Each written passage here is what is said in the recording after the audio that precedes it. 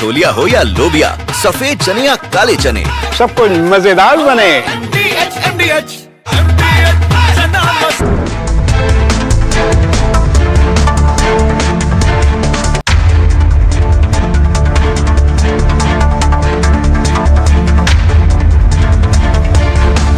नमस्कार, मैं हूं सैयद सुहेल और आप देख रहे हैं आपका नंबर 1 शो ये भारत की बात है। उम्मीद करते हैं आप सभी पूरी तरह से फिट होंगे और बहुत बहुत सेहतमंद होंगे। आइए आपको बताते हैं आज ये आइए शुरुआत करने जा रहा हूं आज की पहली बड़ी खबर के साथ। और पहली बड़ी खबर है योगी सख्त, छांगुर का साम्राज्य ध्वस्त। योगी आदित्यनाथ के राज में अपराधियों पर एक्शन होता है। उसकी एक ये तस्वीर है कि अपराधी कोई भी हो उस पर कड़ी कार्रवाई होती है। देखिए जरा, नोएडा में 2 लुटेरों का एनकाउंटर हो गया।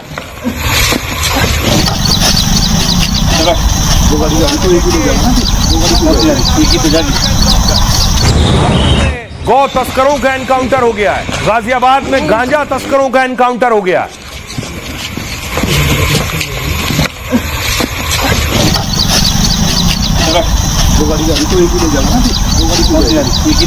और इन एनकाउंटर्स के बीच देखिए जरा, छांगुर बाबा को एटीएस जेल से लेकर गई है। रिमांड मिली थी, कल आपको बताया था।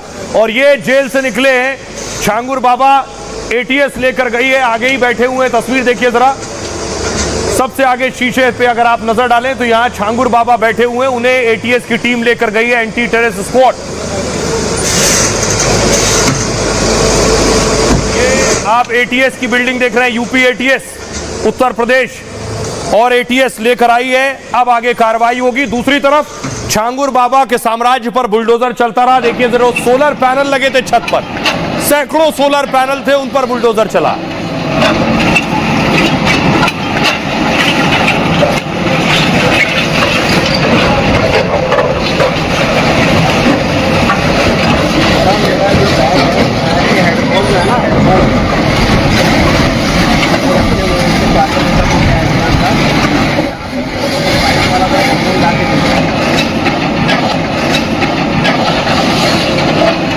अगली तस्वीर देखिए, सोलर पैनल के अलावा सोचिए तीसरे दिन भी इतनी बड़ी कोठी थी कि आज तीसरे दिन भी उस पर बुलडोजर चल रहा था।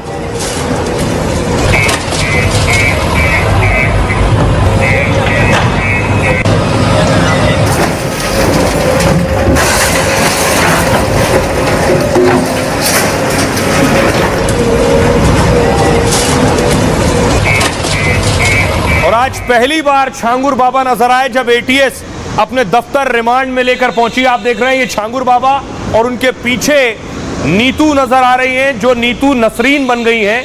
छांगुर बाबा और नीतू को, दोनों को एटीएस ने पकड़ा है और अपने दफ्तर लेकर पहुंची है। यहीं दोनों को आमने सामने बिठाकर पूछताछ होनी है। छांगुर बाबा अब वो सारा सच उगलेंगे, कहां से करोड़ों का साम्राज्य बनाया, कितने लोगों का धर्म परिवर्तन कराया है, आखिर इस साजिश के पीछे कितना बड़ा नेटवर्क है, कौन कौन लोग शामिल हैं। क्योंकि 78 साल उम्र हो गई छांगुर बाबा की।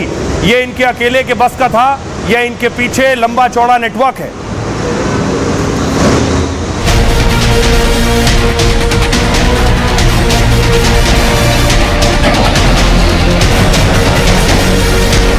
बलरामपुर में आपने देखा होगा, एक जल्लाद को हम लोगों ने वहां पे भी गिरफ्तार किया है। योगी ने कसम खाई है किसी भी जल्लाद को छोड़ेंगे नहीं। तो योगी की पुलिस छांगुर बाबा पर ताबड़तोड़ कार्रवाई कर रही है। उसके करोड़ों के साम्राज्य और रहस्य लोक को मिट्टी में मिला रही है और देश के अलग अलग राज्यों में फैले उसके मायाजाल को ऐसे ही खत्म करने की तैयारी है। छांगुर बाबा के सारे कनेक्शंस की जांच की जा रही है। इस बात की जानकारी हुई है कि लगभग 15 वर्षों से यह गैंग वहां कार्य कर रहा था और इस दौरान इसने काफी बड़ी संख्या में धर्मांतरण कराए हैं। जिस छांगुर बाबा को दुबई से शारजा तक कई मुस्लिम मुल्कों से पैसे मिलते थे, जिसने 40 संस्थाएं और 100 से ज्यादा अकाउंट खोल रखे थे और धर्मांतरण के लिए बहुत बड़ा इंटरनेशनल रैकेट चला रहा था, उस पर योगी के कानून का डंडा तो चल ही रहा है।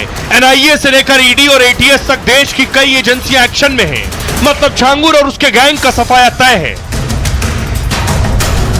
तो यूपी एटीएस का यह कहना है कि छांगुर बाबा मिडिल ईस्ट से पैसा उठा रहा था और करोड़ों का साम्राज्य इसी मिडिल ईस्ट से बनाया है। तो पैसा कहां से आ रहा था, अब यह जांच का विषय है। देखिए, यह मिडिल ईस्ट का नक्शा आप देख रहे हैं। क्या लेबनान से पैसा आ रहा था, क्या जॉर्डन से पैसा आ रहा था, बहरीन, सऊदी अरब से, यमन से, ओमान से, कतर से, यूएई से, कुवैत, ईरान, इराक, क्या इन मुल्कों से छांगुर बाबा पैसा ले रहा था लोगों से चैरिटी के नाम पर, धर्म परिवर्तन के नाम पर, बाकायदा पूरा नेटवर्क चला रहा था। इन देशों से करोड़ों रुपए वसूल रहा था चैरिटी और दान के नाम पर।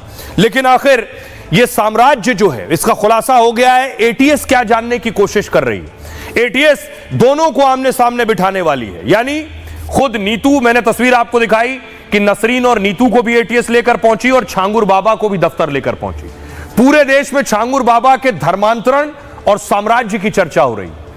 अब खुलासा होगा कि उसने कैसे नेटवर्क खड़ा किया और करोड़ों कमाए, क्योंकि यूपी एटीएस छांगुर बाबा और नीतू से ऐसे सारे राज उगलवाएगी। छांगुर बाबा के खातों में 106 करोड़ रुपए कैसे आए, यह पता किया जाएगा कि 78 साल की उम्र में बाबा ने 106 करोड़ रुपए कहां से वसूले।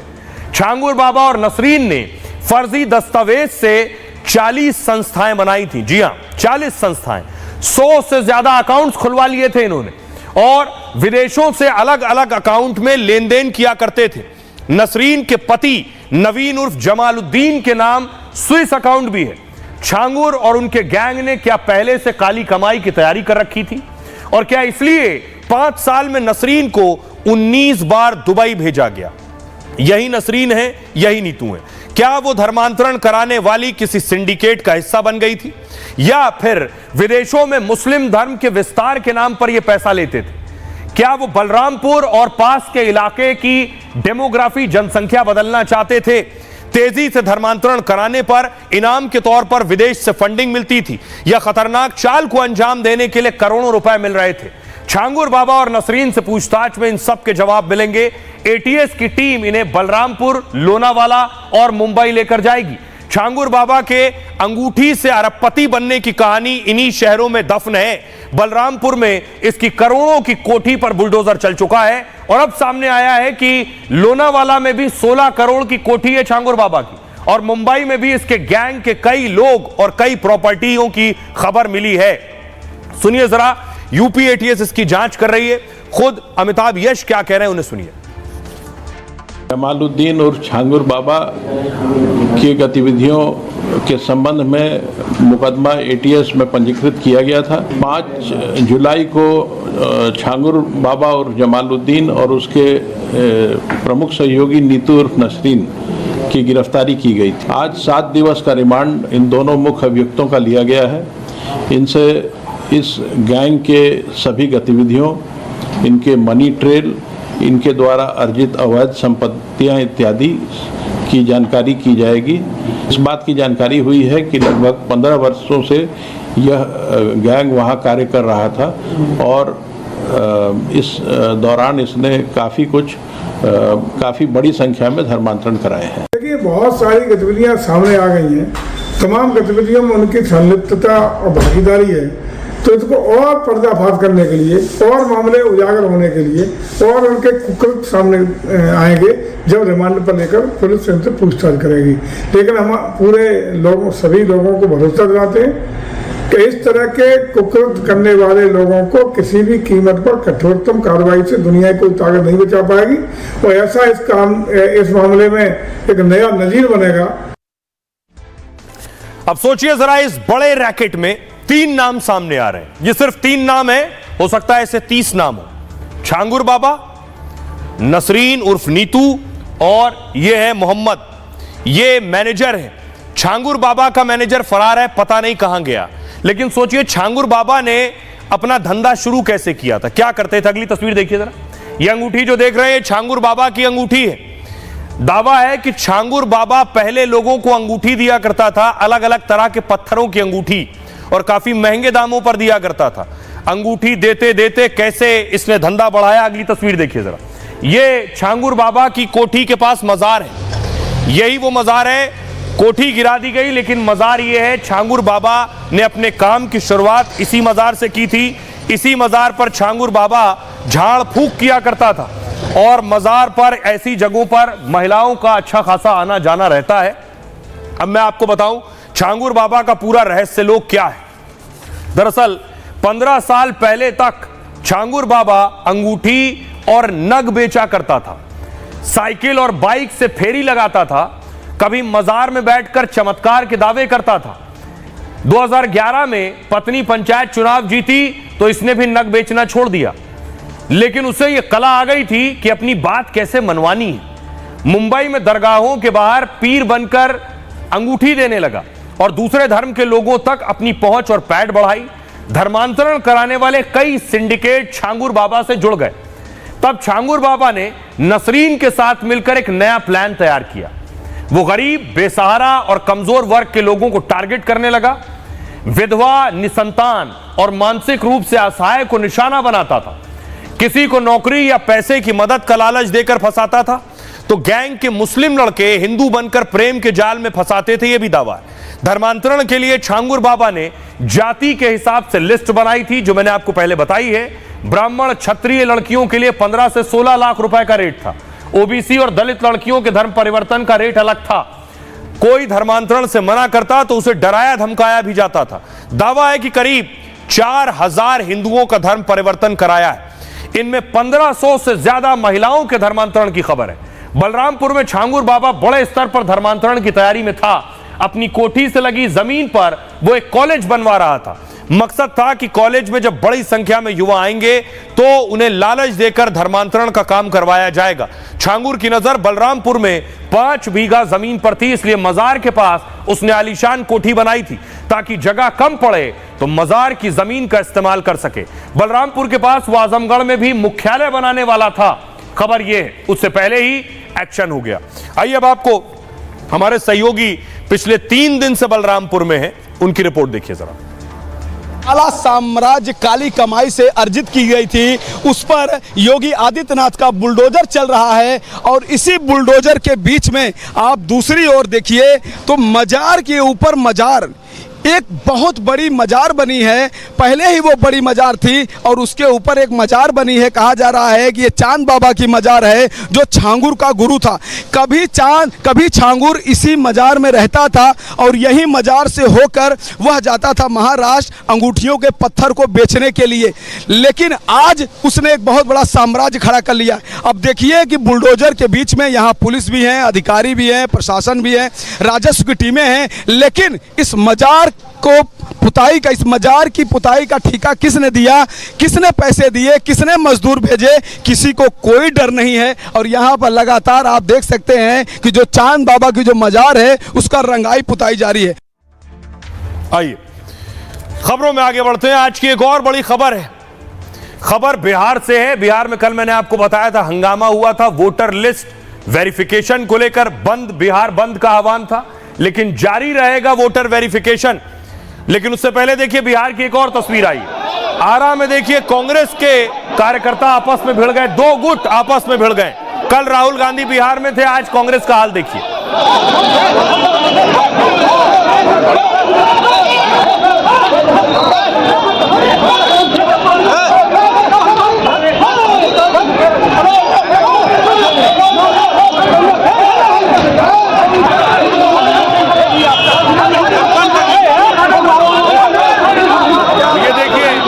सर भी फट गया है कांग्रेस कार्यकर्ता का, खून देख रहे हैं कमीज में आप, ऐसी मार हुई है, सिर फुटौल।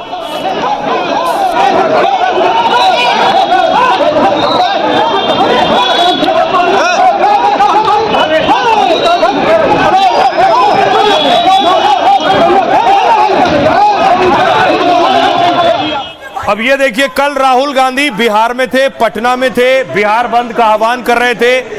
बिहार में वोटर लिस्ट रिवीजन यानी वोटर लिस्ट पुनरीक्षण, उसे ठीक करने के खिलाफ सड़कों पर थे कि ये नहीं होना चाहिए चुनाव से पहले। आज एक तस्वीर आई इस अभियान के दरमियान, देख रहे हैं वोटर लिस्ट को लेकर सवाल उठा रहे थे। अब ये देखिए एक वोटर आईडी कार्ड है, वोटर आईडी कार्ड में इनकी पत्नी का नाम है अभिलाषा कुमारी और उसमें तस्वीर लगी है नीतीश कुमार की। उनके पति के पास आप देख रहे हैं वो पत्नी का वोटर आईडी लिए हुए, कह रहे हैं बताइए क्या करूं मैं।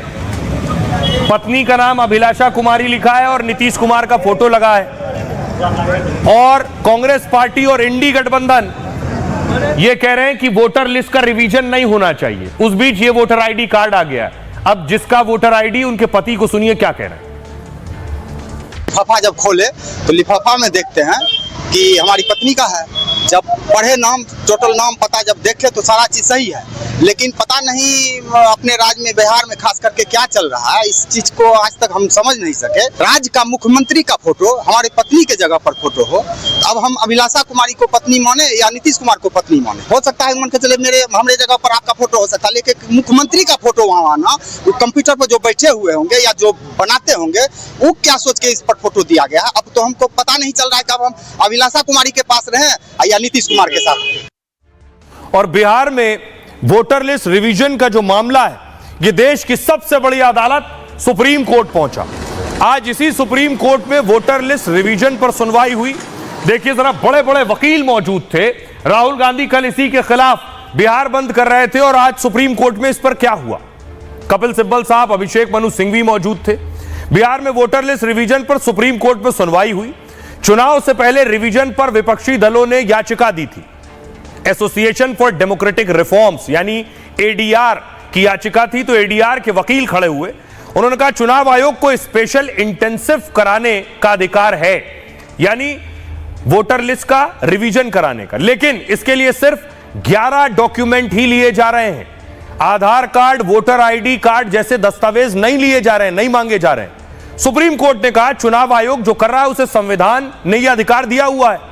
सवाल है क्या चुनाव आयोग को इंटेंसिव रिवीजन का अधिकार है या नहीं।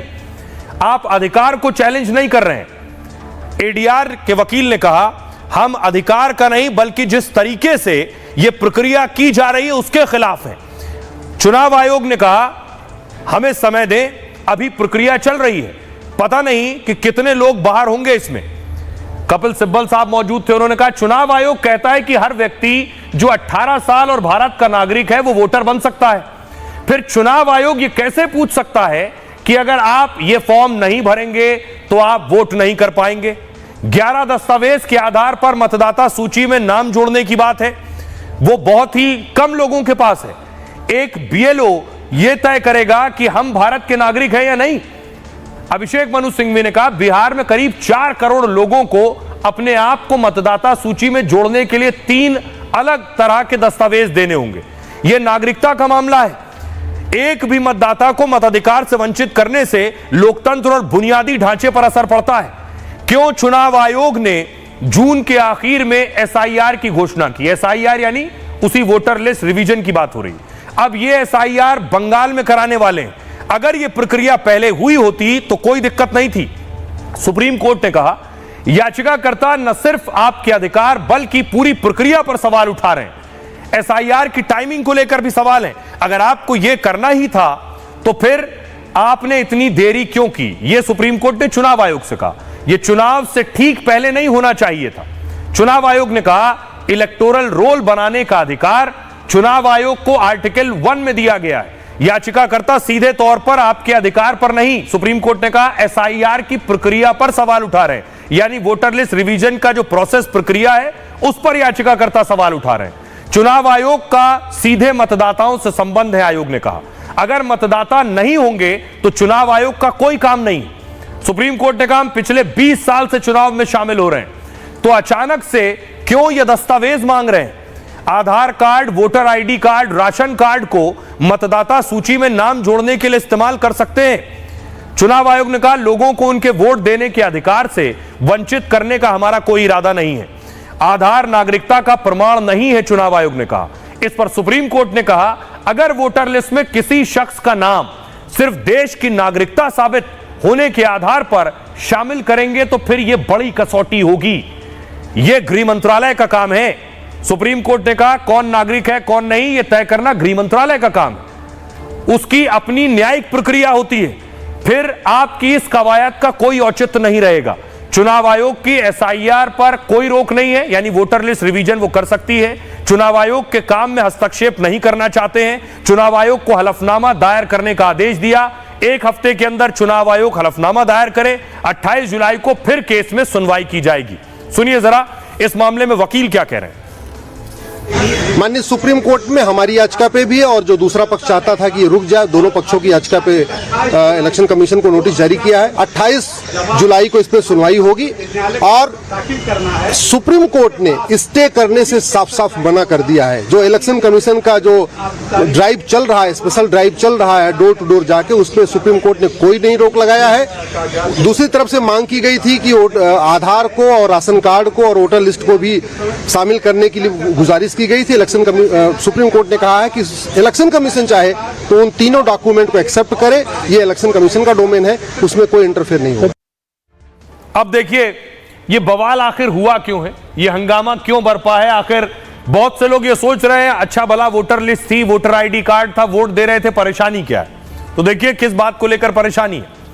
विरोध करने वाले क्या कह रहे हैं। बिहार में अक्टूबर में विधानसभा चुनाव होने, 24 जून को चुनाव आयोग ने विशेष पुनरीक्षण अभियान का आदेश दिया।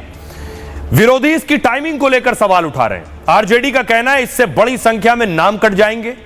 बिहार के 37% लोग रोजगार के सिलसिले में बाहर रहते हैं, दिल्ली मुंबई रहते हैं। ऐसे में उनके नाम कट जाएंगे, वो वोट से वंचित हो जाएंगे क्योंकि कम समय में वो अपना प्रमाण पत्र नहीं दे सकते हैं। गरीब, दलित, पिछड़े और मुस्लिम इससे प्रभावित होंगे। इसके लिए आधार कार्ड को भी मान्यता नहीं दी गई है। आधार कार्ड को वैध नहीं माने जाने पर भी सवाल उठ रहे हैं। 2024 में इसी वोटर लिस्ट के आधार पर लोकसभा चुनाव कराए गए थे, तो क्या 2024 में गलत वोटर आईडी कार्ड पर वोटिंग कराई गई, विरोधी पूछ रहे हैं। जिन्होंने 2024 में वोट डाला, क्या वो अब 2025 में वोट नहीं डाल पाएंगे। प्रक्रिया के जल्दबाजी में गलत समय पर करने का आरोप विरोधी लगा रहे हैं। दावा है इस वजह से करोड़ों वोटर वोट नहीं डाल सकेंगे। बिहार के कई जिलों में बाढ़ का भी हवाला दिया जा रहा है। बाढ़ से बड़ी आबादी विस्थापित हो जाती है, एक बड़ी आबादी प्रक्रिया में शामिल नहीं हो पाएगी। विपक्ष का आरोप है पिछले दरवाजे से एनआरसी लाने की कोशिश है। अब देखिए चुनाव आयोग इस पर क्या कह रहा है। चुनाव आयोग का कहना है जिन लोगों के नाम 1 जनवरी 2003 को जारी वोटर लिस्ट में हैं, उन्हें कोई दस्तावेज देने की जरूरत नहीं होगी। वो सभी लोग संविधान के अनुच्छेद 326 के तहत भारत के नागरिक हैं। जिन लोगों के माता पिता के नाम 2003 की मतदाता सूची में दर्ज हैं, उनको केवल अपनी जन्म तिथि और जन्म स्थान से संबंधित दस्तावेज देने हैं। स्क्रीनिंग का बिहार मॉडल पूरे देश में लागू होगा। अगला नंबर असम और पश्चिम बंगाल का होगा। वोटर लिस्ट में कोई गैर भारतीय नहीं रहेगा। यह कवायद देश के हर राज्य में की जाएगी। इसमें घर घर जाकर मतदाताओं की पुष्टि की जाएगी। 2029 से पहले सभी राज्यों में स्क्रीनिंग की जाएगी। 2028-29 में 17 राज्यों में चुनाव होने, उससे पहले यह काम कर लिया जाएगा। सुनिए जरा इस पर सियासतदान क्या कह रहे हैं। आधार कार्ड को नामंजूर क्यों कर रहे हैं आप? राशन कार्ड को नामंजूर क्यों कर रहे हैं आप? जॉब कार्ड, मनरेगा कार्ड को नामंजूर क्यों कर रहे हैं? बिहार के लोगों के पास वो डॉक्यूमेंट है ही नहीं। कहीं भी कोई भी स्पष्टीकरण जो है चुनाव आयोग नहीं दे रहा है। क्यों कंफ्यूजन पैदा कर रखा? किस बात का ईगो है चुनाव आयोग को?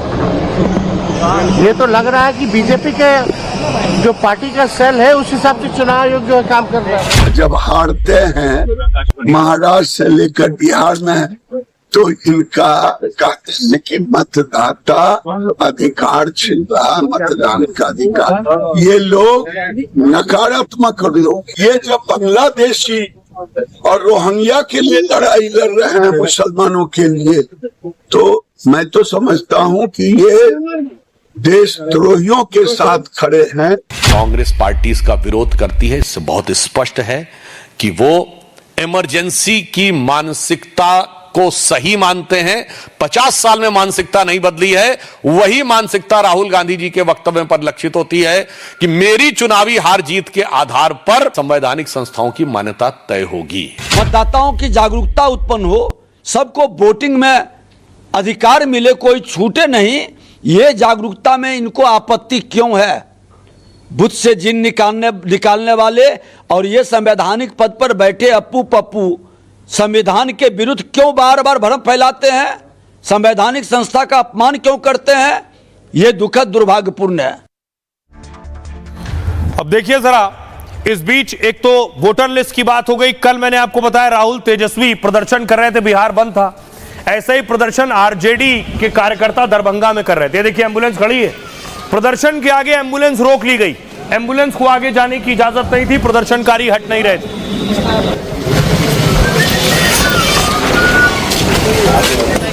एम्बुलेंस के आगे देख रहे हैं।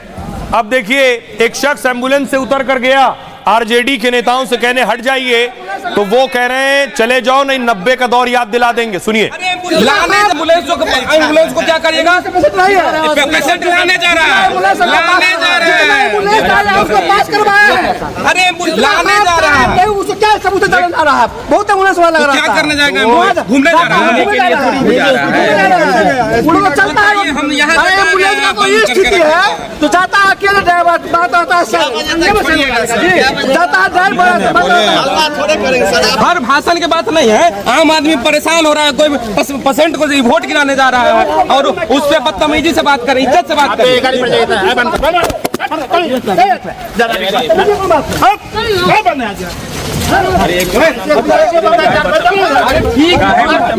बदतमीजी पास कर देंगे, 90 वाला लहराएगा ना तो सीधे नीचे रख देंगे। पास कर देंगे, 90 वाला लहराएगा ना तो सीधे नीचे रख देंगे। पास कर देंगे, 90 वाला लहराएगा ना तो सीधे नीचे रख देंगे। सोचिए 90 के जंगल राज की धमकी दे रहे थे आरजेडी के कार्यकर्ता। अब देखिए दूसरी तरफ क्या महज इत्तेफाक है, तेजस्वी यादव बाहुबली शहाबुद्दीन अमर रहे का नारे लगा रहे थे।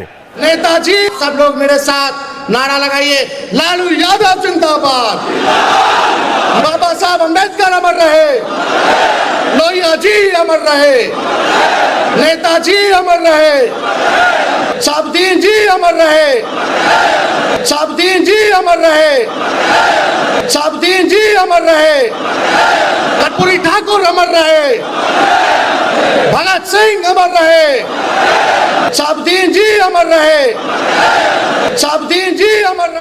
अब विरोधी सवाल पूछ रहे हैं तेजस्वी से कि आपके कार्यकर्ता कह रहे हैं 90 का राज याद दिला देंगे, आप शहाबुद्दीन अमर रहे का नारा लगा रहे हैं, इस पर क्या कहेंगे? देखिए जरा, इस नारा लगाने के बाद तेजस्वी घिर गए। ये शहाबुद्दीन, ये उस दौर की तस्वीर है जब उनका बाहुबल हुआ करता था, अब शहाबुद्दीन इस दुनिया में नहीं है। तेजस्वी के नारे से बिहार में सियासत गर्मा गई। तेजस्वी ने शहाबुद्दीन अमर रहे के नारे लगाए।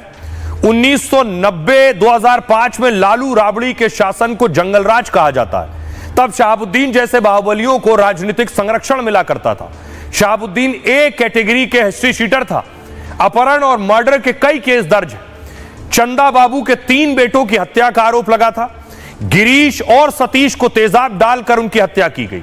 शहाबुद्दीन के घर से पाकिस्तान मेड हथियार मिले। आपराधिक मामले में उम्र कैद की सजा हुई थी। सीवान में शहाबुद्दीन का अपना राज चलता था। पिछले चुनाव में तेजस्वी ने बाहुबलियों से दूरी बनाई थी, जंगल राज की छवि से बाहर निकलना चाहते थे, लेकिन वोट के लिए तेजस्वी ने जिंदाबाद के नारे लगाए। पिछले चुनाव में शहाबुद्दीन के परिवार से दूरी बनाई थी। इसके बाद गोपालगंज उपचुनाव में आरजेडी बुरी तरह हारी।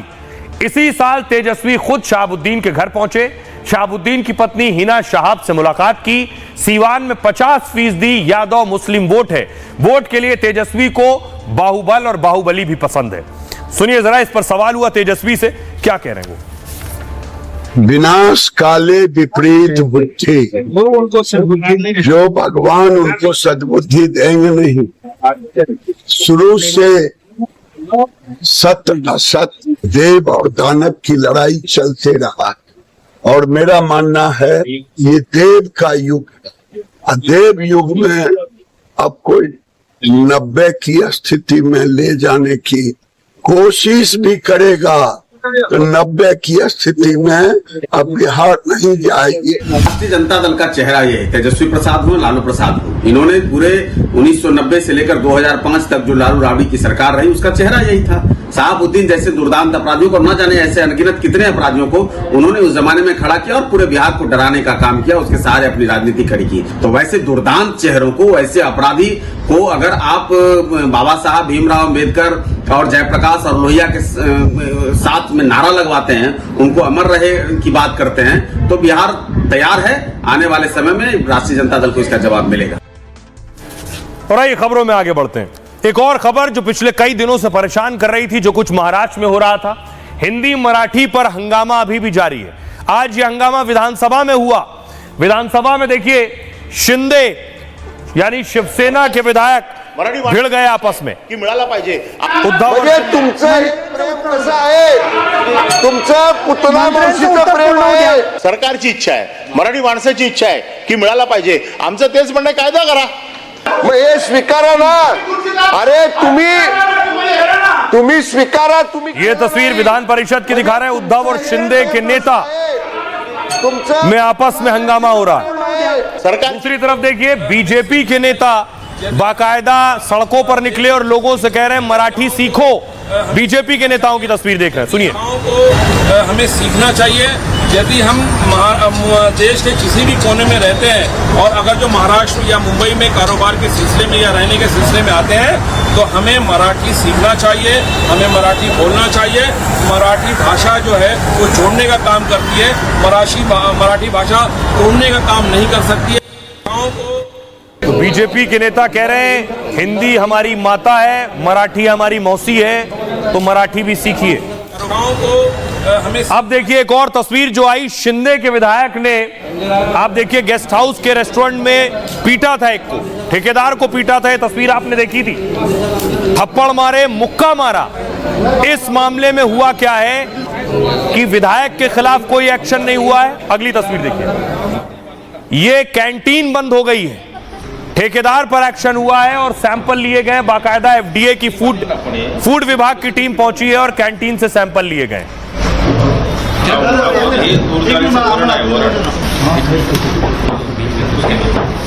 तो विरोधी सवाल पूछ रहे हैं कि आखिर शिंदे के विधायक पर एक्शन कब होगा जिस विधायक ने मारपीट की है। देखिए यह संजय गायकवाड़ के खिलाफ अब तक कोई केस दर्ज नहीं हुआ। कैंटीन चलाने वाली एजेंसी के खिलाफ एफडीए ने कार्रवाई की है।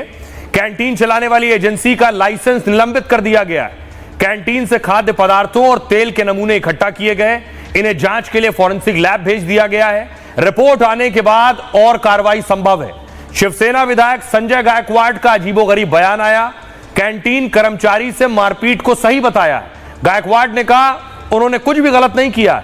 शिंदे के विधायक ने कैंटीन स्टाफ के साथ मारपीट की थी, खराब खाना परोसे जाने पर पिटाई की थी, कैंटीन कर्मचारी पर थप्पड़ घूंसों की बरसात की थी। बुल्ढाना से शिवसेना शिंदे गुट के विधायक हैं गायकवाड़। सीएम फडणवीस ने इस मारपीट को गलत बताया। कोई भी जनप्रतिनिधि कानून हाथ में नहीं ले सकता है। कैंटीन स्टाफ से मारपीट करना सरासर गलत है। शिवसेना विधायक के खिलाफ उचित कार्रवाई का समर्थन किया है देवेंद्र फडणवीस ने। आइए आपको सुनवाता हूं इस पर क्या कुछ कह रहे हैं विधायक और रामदास अठावले। नहीं कोई पछतावा नहीं है। मैं जहर खाने वाला था, बाकी लोग ये समझ नहीं सकते, इसलिए मैंने जो किया है उसमें मुझे कोई पछतावा नहीं है। क्या पार्टी आपके साथ है मुझे ये करने के लिए कोई पार्टी ने नहीं बोला है, कोई पार्टी के नेता नहीं बोला है, इसलिए पार्टी साथ में होने का सवाल नहीं आता। ये मेरा वैयक्तिक डिसीजन। थप्पड़ लगाना ये बात अच्छी नहीं है। मराठी मुझे लगता है कि मराठी बोलने वाले लोग वहाँ जो नॉन मराठी है, नॉन मराठी कम से कम 80% लोग मराठी बोलते हैं, लेकिन 20% लोगों को अगर मराठी आती नहीं है तो उसके ऊपर मतलब इसी तरह का अन्याय करना, अत्याचार करना, उनको थप्पड़ मारना, ये बात बहुत बड़ी गलत है और इसका कड़ा विरोध मेरे पार्टी ने किया है और थप्पड़ को थप्पड़ का जवाब देना पड़ेगा। इसी तरह की भूमिका अगर मनसे के लोग लेते तो अच्छी बात नहीं है। इसी भाषा के आधार पर यदि ये लुम्पेन एलिमेंट ठाकरे परिवार जो है यदि मारपीट करता है तो हमारे बर्दाश्त के बाहर है। वहाँ जो है मुकेश अंबानी साहब रहते हैं, मराठी तो बहुत कम बोलते हैं। हिम्मत है तो जरा उनके पास चले जाओ। माहिम में जो है सारे मुसलमान हैं, हिम्मत है तो तुम वहां चले जाओ। स्टेट बैंक ऑफ इंडिया का चेयरमैन मराठी नहीं बोलता है, वो तो आंध्र का है, तेलुगु बोलता है बेचारा, आप उसको जरा मारपीट करके देखो। LIC का जो चेयरमैन है वो नॉर्थ ईस्ट का है, भानु जरा उसको जरा मारपीट करके देखो। आइए खबरों में आगे बढ़ते हैं। आपको लिए चलता हूं देश के एक बहुत बड़े शहर जो बहुत बदहाल है। तस्वीर दिखाऊं, गुरुग्राम में भूकंप और बारिश का डबल अटैक आ गया। पहले जरा हालत देखिए पानी की। ये देश के बड़े शहरों में, साइबर सिटी में, हाईटेक सिटी में शुमार गुरुग्राम की तस्वीर आप देख रहे हैं। हाईटेक सिटी की हालत देखिए जरा, झील में तब्दील हो गया है शहर।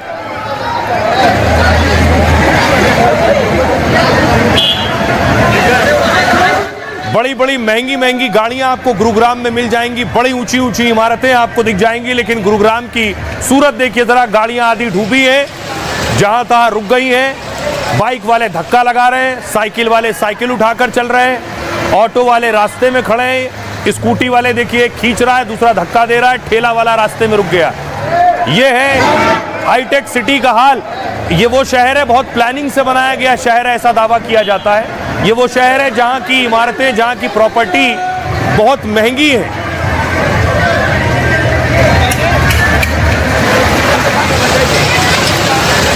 इतना ही नहीं, देखिए स्विमिंग पूल का भी मजा देने लगा ये शहर। सोसाइटी से सज्जन निकल कर आए और स्विमिंग पूल में यहां आकर स्विमिंग करने लगे जो पानी भरा था, और कह रहे हैं ये सबसे पॉश इलाका है जहां मैं स्विमिंग कर रहा हूं। सुनिए।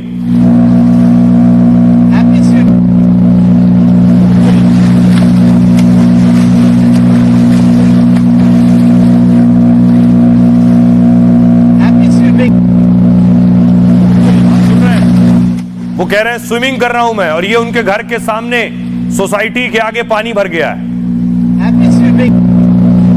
कह रहे हैं हेल्पी स्विमिंग। अगली तस्वीर देखिए जरा, बड़े शहर की एक और तस्वीर, गड्ढा हो गया है, ये आप देख रहे हैं ड्रोन से, बीच में ट्रक गिर गया है, पलट गया है बीच सड़क गड्ढा होने के बाद।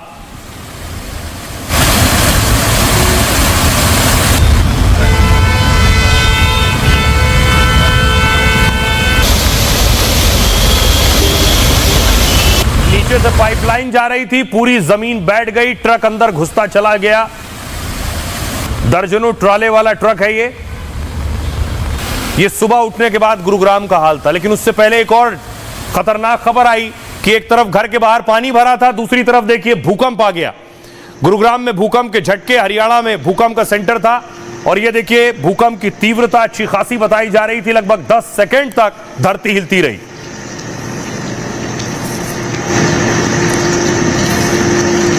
सोचिए क्या आलम होगा, क्या मंजर होगा लोगों के लिए कि एक तरफ बारिश, पानी जमा है, बाहर पानी कितना भरा है मैंने आपको दिखाया, दूसरी तरफ बिल्डिंग हिल रही है, जमीन कांप रही है। देखिए जरा क्या हाल था गुरुग्राम का, ये मैं आपको दिखाऊं।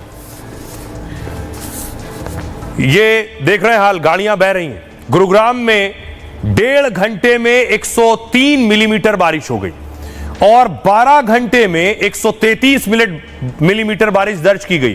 करंट लगने और डूबने से 6 लोगों की मौत हो गई। जिला प्रशासन ने एडवाइजरी जारी की है, कई स्थानों पर जलभराव और यातायात बाधित हो सकता है। ऑफिस आने जाने में परेशानी और जोखिम बढ़ जाएगा। कॉर्पोरेट ऑफिस और निजी संस्थानों को सलाह है कि कर्मचारियों को घर से काम करने की छूट दी जाए, बिना जरूरी काम के घर से बाहर न निकले। मौसम विभाग ने 24 घंटे में भारी बारिश की संभावना जताई है। गुरुग्राम और आसपास के इलाकों के लिए ऑरेंज अलर्ट जारी किया गया है। 24 से 48 घंटे तक भारी से बहुत भारी बारिश हो सकती है। दूसरी तरफ दिल्ली एनसीआर में भूकंप के झटके भी आ गए। बारिश के बीच गुरुग्राम में भी भूकंप के झटके महसूस किए गए। सुबह 9:04 पर भूकंप आया। तीव्रता भूकंप की 4.1 रिक्टर स्केल मापी गई। भूकंप लगभग 10 सेकंड तक रहा, और भूकंप का केंद्र हरियाणा के झज्जर से 10 किलोमीटर उत्तर में था। सुनिए जरा लोगों को लोग क्या कह रहे हैं। This is the state of affairs of MCG with their promises कि हम फ्लड नहीं होने देंगे। My local residents are suffering with their councillor in such a posh area. It's a shame, absolute shame. इसमें काम कर रहा था तो सारा सिस्टम मेज और पंखा हिलने लग गया, तो बड़ा डरावना था एकदम।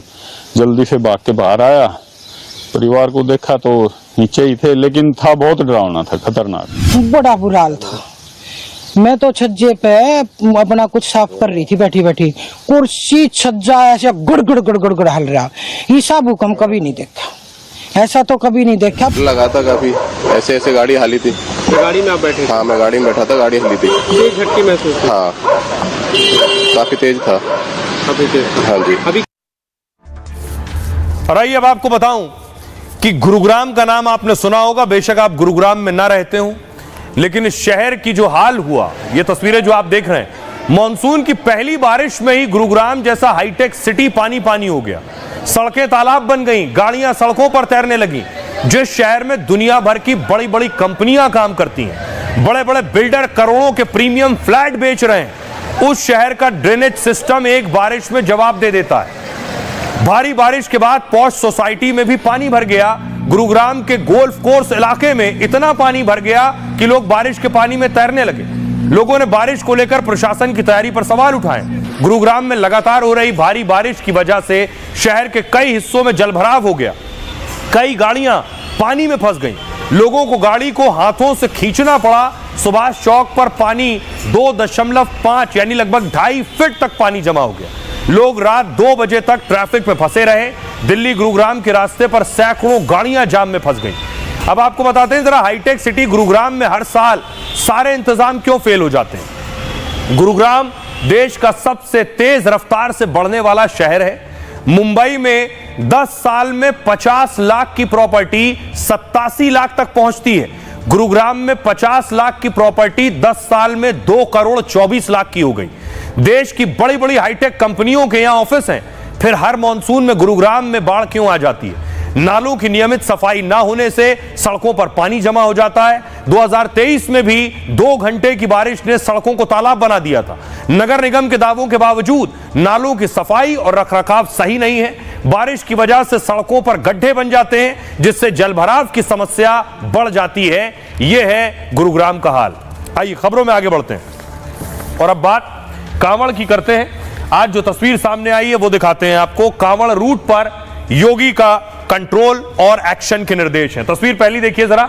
ये आप देख रहे हैं कांवड़ यात्रा वाले जब कांवड़ पहुंचते हैं कांवड़िए तो जल लेकर जाते हैं। ये हरिद्वार की तस्वीर आप देख रहे हैं।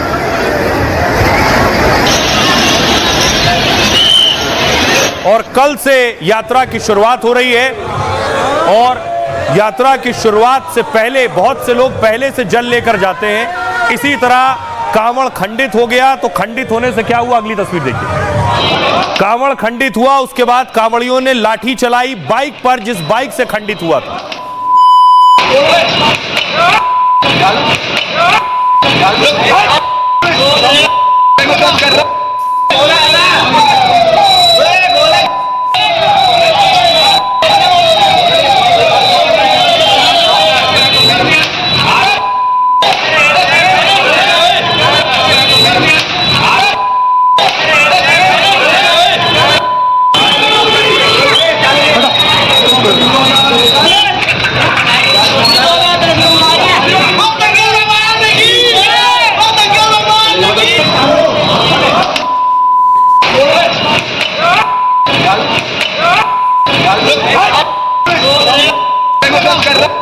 तो ये हालात आगे पैदा ना हो, पुलिस के लिए चुनौती है। इस बीच एक और तस्वीर सामने आई। मुरादाबाद में एक ढाबा था। इस ढाबे का नाम था नीलकंठ। नीलकंठ शिव जी को भी कहते हैं। लेकिन देखिए, इस नीलकंठ ढाबे के जो मालिक थे उनका नाम था शराफत। तो शराफत नीलकंठ ढाबा चला रहे थे। उसके बाद उनके ढाबे के नाम पर पेंट लगाया गया है, नाम हटाया गया है।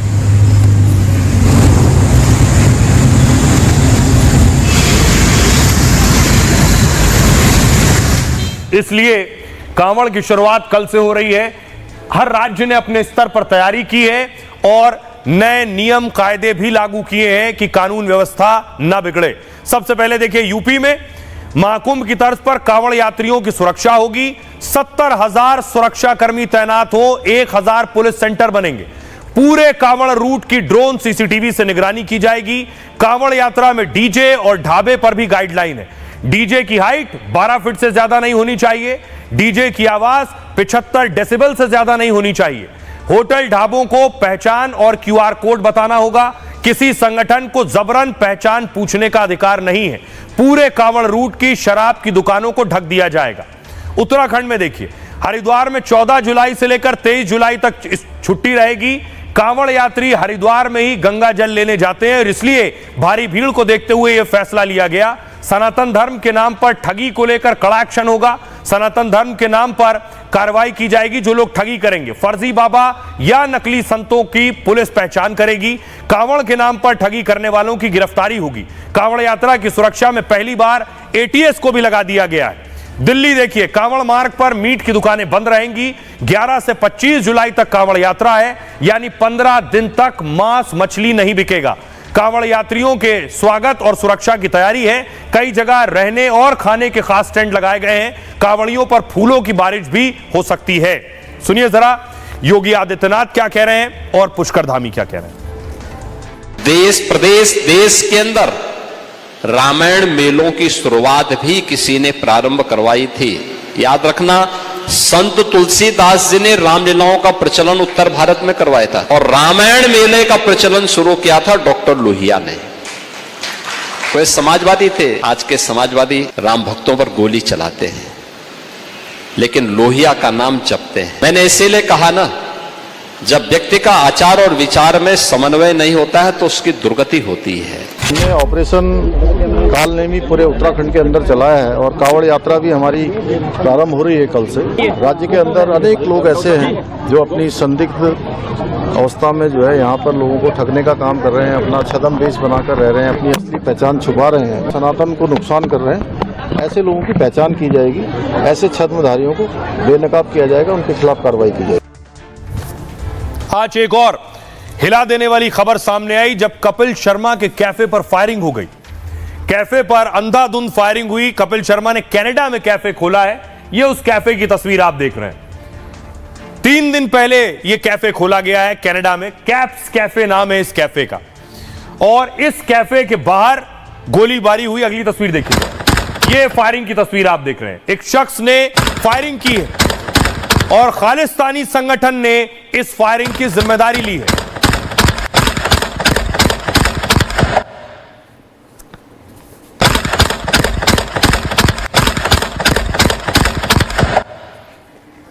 तो इस फायरिंग से जुड़ी क्या जानकारी मिली है, आखिर क्या मंशा थी ऐसा करने वालों के पीछे।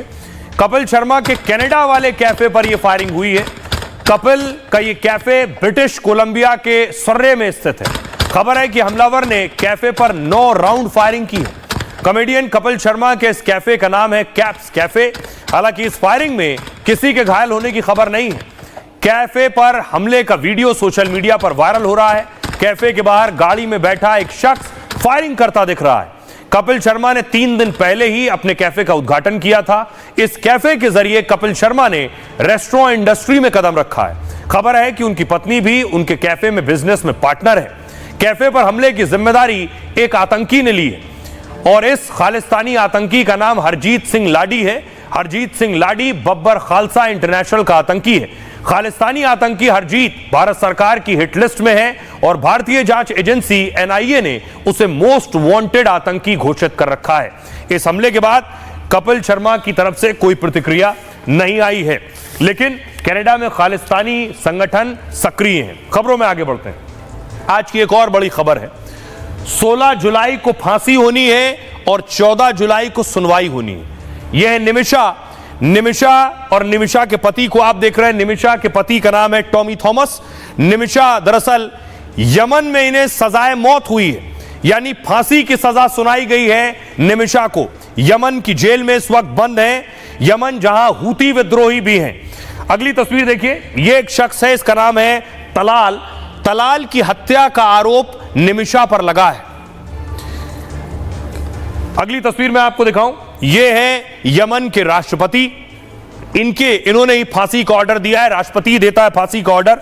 अब अगली तस्वीर में आपको दिखाऊं कि यमन में दरअसल हूती जो है, हूती संगठन के जो इलाका है, यमन के इलाकों में हूती का भी कब्जा है एक हिस्से में। उस कब्जे वाले हिस्से में ही निमिषा मौजूद है। अब देखिए जरा, निमिषा को फांसी आखिर हो क्यों रही है, क्या वजह है, निमिषा ने ऐसा क्या किया जो उन्हें सजाए मौत दी गई। आइए, दरअसल निमिषा प्रिया 2008 में यमन गई थी। वहां उसने अस्पतालों में काम शुरू किया। बाद में उसने अपना खुद का एक क्लिनिक खोला। क्लिनिक के लिए तलाल अब्दो मेहदी को पार्टनर बनाया, जिस शख्स की मैंने आपको तस्वीर दिखाई सफेद टी शर्ट में, क्योंकि यमन में बिजनेस के लिए वहां का पार्टनर होना जरूरी है। लेकिन बाद में निमिषा और तलाल के रिश्ते बिगड़ गए। झगड़ा इस हद तक बढ़ गया कि उसने तलाल के खिलाफ शिकायत दर्ज कराई, जिसके बाद 2016 में इनका पार्टनर तलाल मेहदी, उसे गिरफ्तार कर लिया गया। जेल से छूटने के बाद उसने निमिषा को धमकाना शुरू किया। आरोप है कि तलाल मेहदी ने उसका पासपोर्ट रख लिया, जिसे बार बार मिन्नत के बावजूद तलाल निमिषा को वापस नहीं कर रहा था। पासपोर्ट हासिल करने के लिए बेहोशी का इंजेक्शन निमिषा ने दे दिया, यह आरोप है कि इंजेक्शन के ओवरडोज से मेहदी की मौत हो गई, जिसके बाद निमिषा प्रिया ने यमन से भागने की कोशिश की। भागने की कोशिश के दौरान उसे गिरफ्तार कर लिया गया, जिसके बाद से निमिषा प्रिया 2017 से यमन की जेल में बंद है। निमिषा यमन के सना जेल में बंद है, जिस पर हूतियों का कब्जा है। हूती यमन का एक आतंकी संगठन है जो कट्टरता के लिए जाना जाता है। अब सवाल यह है कि निमिषा को 16 जुलाई को फांसी होनी, उसकी फांसी से पहले सुप्रीम कोर्ट में याचिका लगाई गई है। निमिषा प्रिया मामले में अब सुप्रीम कोर्ट में सुनवाई होगी। सुप्रीम कोर्ट 14 जुलाई को सुनवाई करेगा, दिन तय किया है।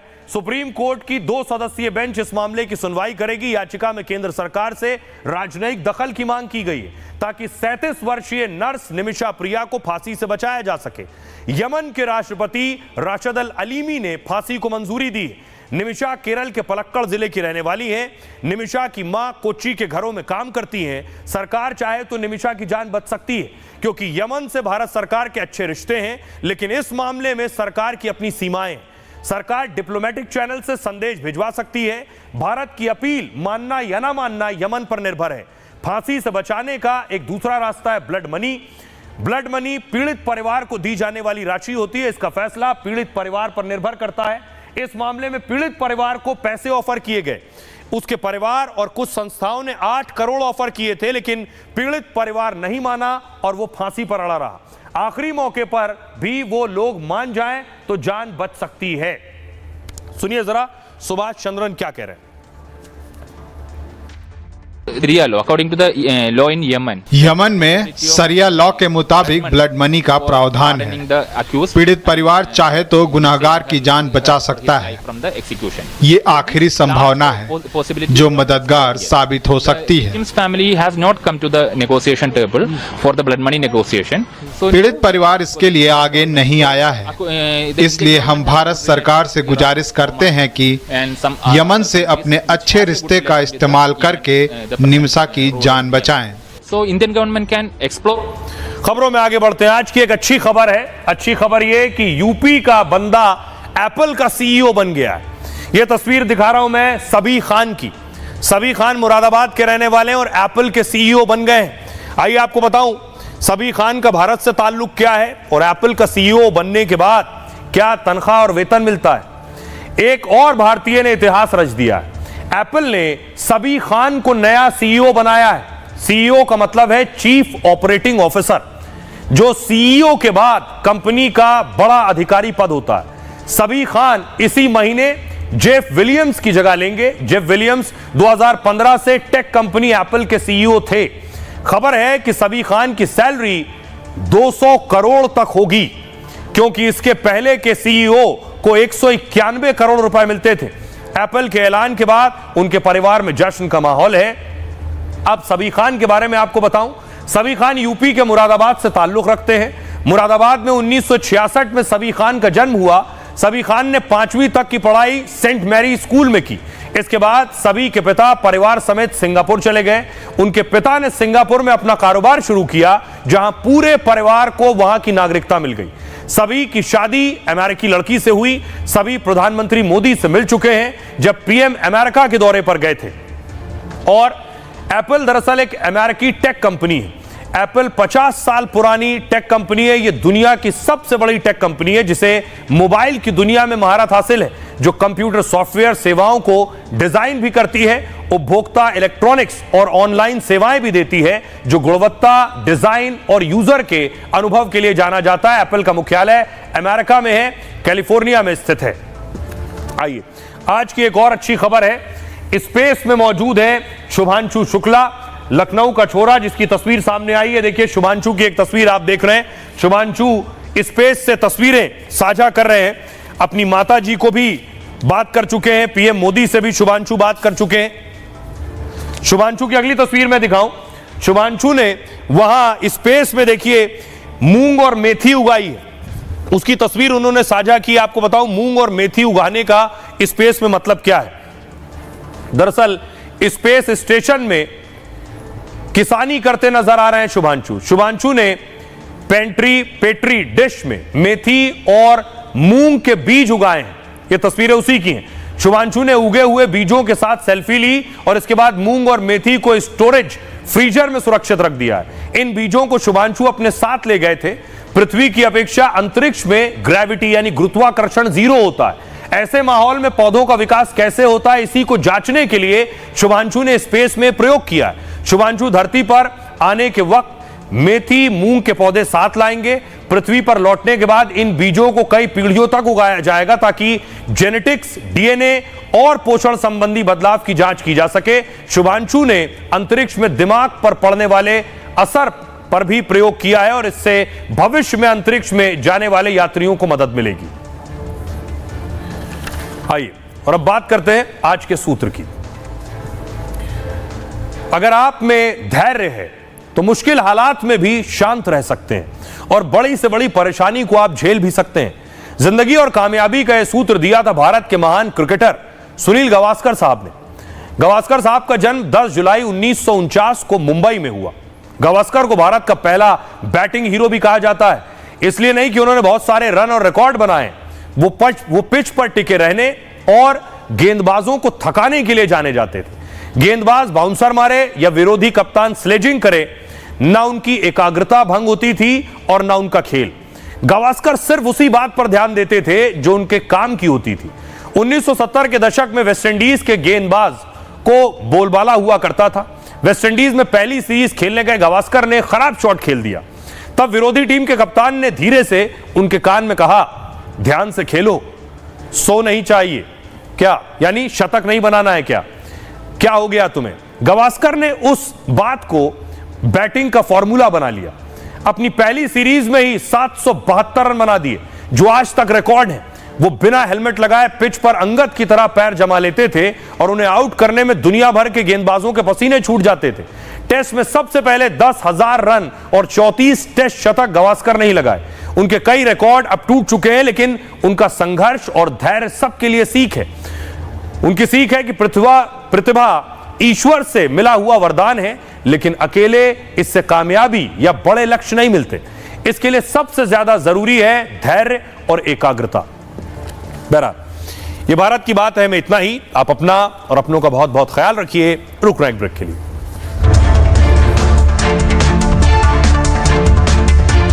असली स्वाद, अब आया स्वाद। जब स्वाद के पड़े हो लाले तो MDH का चंकी चाट मसाला डालें। MDH का चंकी चाट मसाला। MDH